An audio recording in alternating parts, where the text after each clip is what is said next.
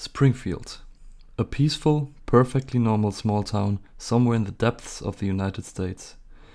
A place where there's always something going on and the citizens get to watch the fun adventures of the quirky Simpson family day after day. Things do get rough at times, and an angry mob forms at least 3 times a week. But all in all, the people of Springfield stick together and get along well. But like every world, this one has its dark side. Its villains. Sure, there are the kidnapping babysitters, cat bandits and snakes, petty criminals with whom the rather below average police force already has its hands full. But the true evil lies much deeper. We're also not talking about Mr. Burns, Hank Scorpio, Dr. Colossus or any of those other superpowers that occasionally come up with an evil plan. This evil at least has a face. No, the evil we're talking about is more subtle. It ambushes you from the shadows and is the last thing you see before you sink to the bottom of the sea.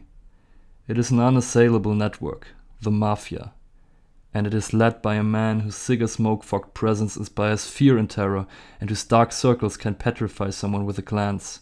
Marion Anthony D'Amico, better known as Fat Tony. Yeah, okay, enough of the theatrics, because just like any other institution, the Springfield Mafia isn't as frightening as it is in the real world. In reality, Fat Tony is a man who commits many crimes and kills people, but at the same time is a single father who is always charming and somewhere deep down has his heart in the right place. And his henchmen, Lex, Louie and Johnny Tightlips, to name but a few, are mostly incompetent cliches rather than truly evil people. That's why we dedicate this video to Fat Tony and take a closer look at his origins, his career and his life in general. Fat Tony's story is surprisingly complex for someone you wouldn't necessarily count as being one of the main characters. What other character can claim to have died and then been replaced? But that comes later. Let's look at the real, original Fat Tony first. The Good Don makes his first appearance in Season 3, Episode 4, Bart the Murderer. In this episode, Bart falls right at the feet of the gangsters who are staying at the legitimate businessman's social club and make Bart their bartender.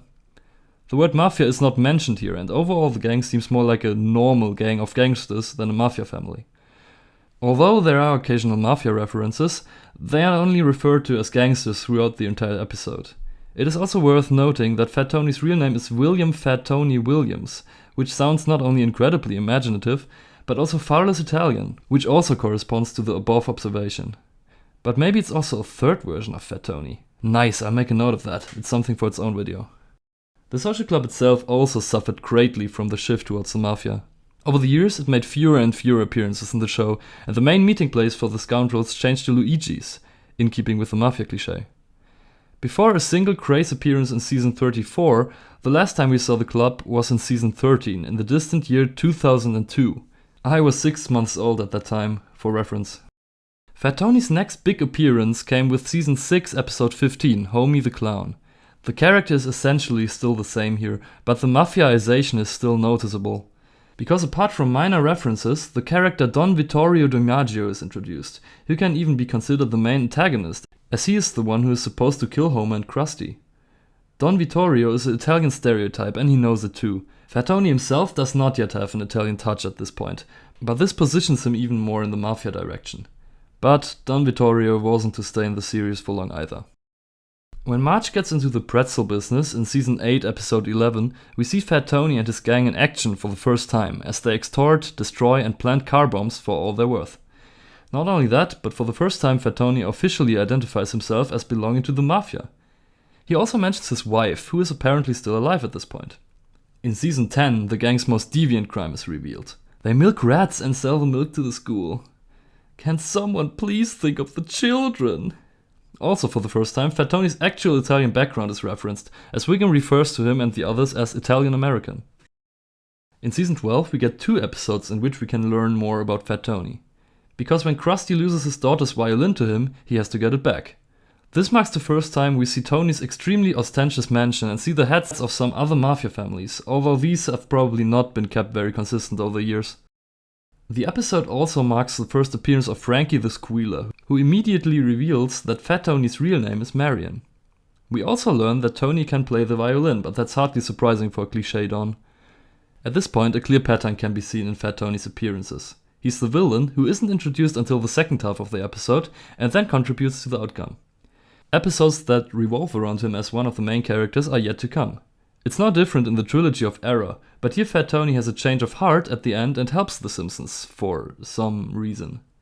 Also in the season 13 finale, Fat Tony sets out to kill Homer again, confirming the pattern yet again, but this time excused by a fantastic Sopranos reference. Man, I love that song. Season 14 is the first time we see his car with the remarkable hood ornament. Also, Johnny Tightlips now seems to have permanently joined Fat Tony's inner circle instead of just being brought in every now and then as backup. They also seem to have finally moved their meeting place to Luigi's, as they meet there in both episodes of this season. Unfortunately, this means it's time to say goodbye to the social club, but don't worry, you'll see it again in 20 seasons. Then in season 18 it finally happens again, an episode with Fat Tony as one of the main characters. Of course, we can learn a few things from this one. For one thing, Fat Tony must have bought a new car after losing his hood figure, because now he drives a black van. Very inconspicuous. But at least he still seems to live in his villa. Secondly, and perhaps even more importantly, Fat Tony has a son! Michael D'Amico, however, doesn't seem to take after his father at all and would much rather be a chef than kill people. When Fat Tony's enemies from the Calabrese family find out about this weakness, they carry out an assassination attempt on Tony. But fear not, Fat Tony will survive, at least for the time being. At the end of the episode, however, it turns out that Michael can also be quite ruthless. Still, he's not the one who takes over the family business when Tony actually dies. In fact, this episode is his only appearance beyond cameos. Furthermore, we learn that his wife's name is Anna Maria, or it was, as she seems to have passed away at this point, hinting that the mob is not entirely innocent in this. Pretty dark. But then came season 22, episode 9, a fateful episode that marked the death of Fat Tony. Because when he found out that his friend and newest mob member Nicholas Bluepants alto saxophone is actually Homer, working for the FBI, he suffers a shock-induced heart attack. He is buried right next to his beloved wife, Anna Maria. Well, that's it then. Fat Tony is dead and that's it for the character, right? Wrong. Because in the same episode, his cousin Marion Anthony Paul D'Amico, aka Fit Tony, takes his place and transforms his appearance and character into an indistinguishable double of Fat Tony. Why did the producers kill off Tony to replace him directly without consequence? I wish I knew. But hey, more Fat Tony, yay! And since the show makes no distinction between the two characters, neither do we, so let's get to the story of Fit Fat Tony, hereafter shortened to Fat Tony. And the new Fat Tony doesn't miss a beat and immediately goes through the baptism of fire that every male Simpson character has to go through at least once. He marries Selma. But then not really, because he actually only takes her to be his Gumar, which in return means that he is married. However, his actual wife is not even named. We also see his house on the coast for the first time. Whether this is Fit Fat Tony's primary residence or whether he has taken over the house, we don't know at this point. We also meet some of Tony's nephews and nieces, but none of them have any entries in the Simpsons wiki and are therefore virtually non-existent. And this is followed by another long dry spell. Fat Tony makes a few appearances, but nothing really noteworthy is revealed. In season 28, there's a bit of news again. In episode 17, Fat Tony admits that he can't speak Italian at all. And that's not his only secret. He also played on a girls' basketball team as a child, was called Robert the Zero, cried at Toy Story 2, and that he secretly sees a psychiatrist. How embarrassing. You can also briefly see the social club in the same episode, but only if you look closely. You also learn that Johnny Tightlips was born Giovanni Silencio. That has absolutely nothing to do with Fat Tony, but I still found it funny. In season 29, Fat Tony is seen walking around the school with Michael, which suggests that he has taken custody of him in some form, but this hasn't been explicitly worked out yet. Then, in season 31, we see that not only has Fat Tony already found a new Gumar, but he's also found a new wife. We can also rule out the possibility that the writers simply forgot about the woman who was introduced in season 22, because that would never happen to them, right? Right? Well, here we also learn the tragic story of why Tony would never commit pickpocketing. His father, Fatso Antonio, needed a heart transplant, but on the way to the hospital, the heart was pickpocketed. We learned this from a MyTube video, an interview of Tony D'Amico at the age of 23.